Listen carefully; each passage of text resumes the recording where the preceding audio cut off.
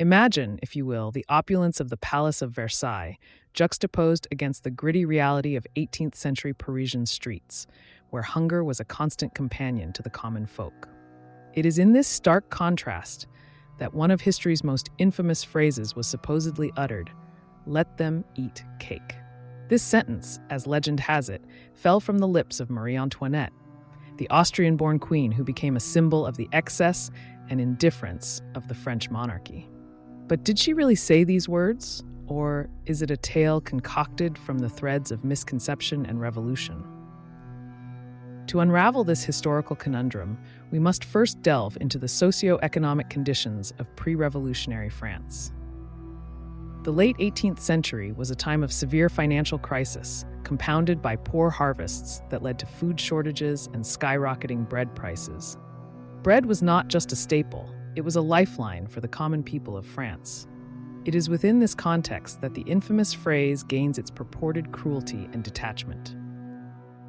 However, the attribution of "let them eat cake" to Marie Antoinette is likely a historical fallacy. No contemporary accounts or documents attribute the saying to her directly.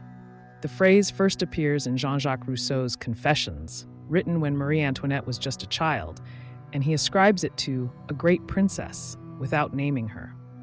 This suggests that the saying was already a part of popular lore, a symbol of the nobility's disconnect from the plight of the common people, before Marie Antoinette could have possibly said it. The propagation of this myth can be largely attributed to the revolutionary fervor of the time. As the winds of revolution swept through France, the monarchy, and Marie Antoinette in particular, became convenient scapegoats for the nation's ills. She was painted as the epitome of extravagance and insensitivity, a foreigner indifferent to the suffering of the French people. In such an atmosphere, the misattribution of "let them eat cake" served the revolutionary narrative well, encapsulating the perceived heartlessness of the monarchy in a single damning phrase.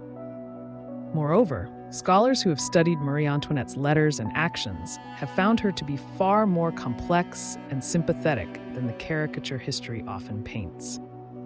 Though undoubtedly a product of her royal upbringing, there is evidence of her charity work and efforts to understand the French populace's grievances.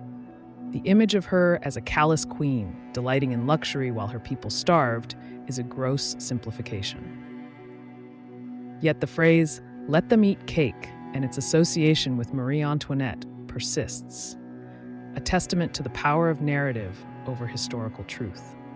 It remains a potent symbol of the divide between the governing elites and the governed, a cautionary tale of what happens when those in power lose sight of their responsibility to the people.